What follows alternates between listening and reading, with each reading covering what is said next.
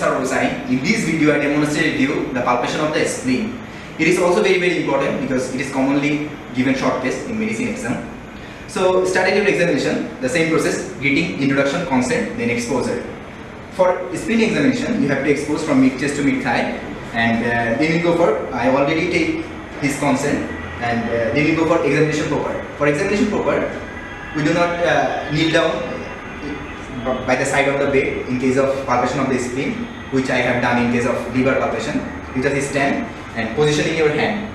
Positioning your hand is like this.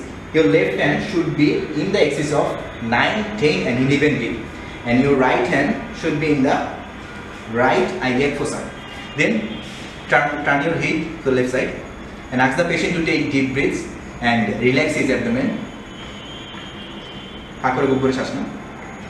Palpate from the right iliac fossa over the umbilicus towards the left costal margin.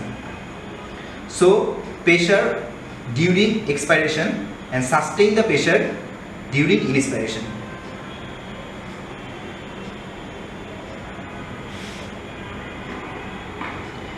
Here I do not get the spleen, so I have to exclude is there any just palpable spleen present or not. So we just left lateral the patient. Ask to left lateral the patient and raise your hand over your head, and upper leg should be flexed, and then you palpate deeply to find out is there any just palpable spleen. And again reposition the patient. This is all about palpation of the spleen if the spleen is not palpable. So if the spleen is not palpable, this is all about examination of spleen, and you just have to present your case like spleen is not palpable. And if the spleen is palpable, then you go for several things, such as, first of all, suppose spleen is palpable here.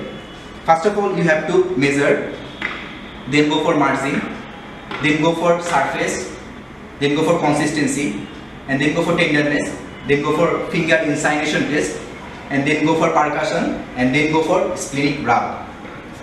So I just started with measurement. You measure from the anterior axillary line from the left costal margin towards the right iliac fossa, because spleen enlarged towards the right iliac fossa. So measure from the anterior axillary line towards the right iliac fossa, and then you go for margin.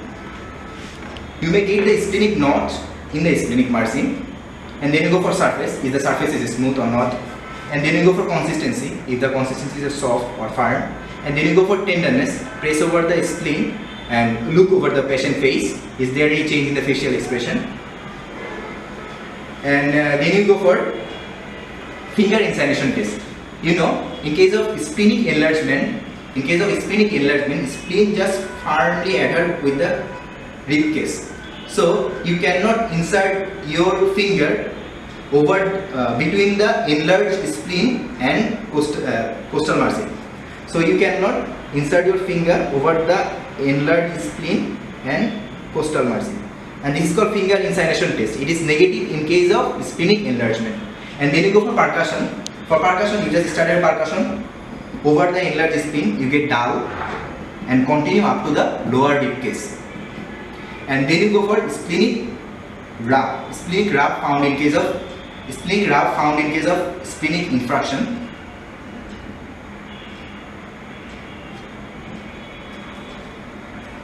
So these things are done, should be done if the spleen is palpable. So how you present your case if the spleen is palpable?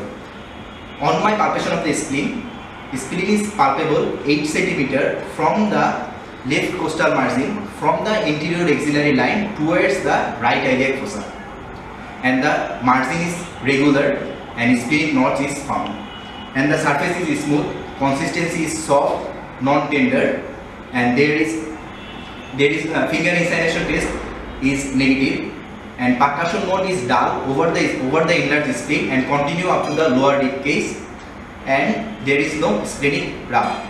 So this is all about examination of palpation of the spleen, and in next video I demonstrate you the palpation of urinary bladder and palpation of kidney. Thanks for watching.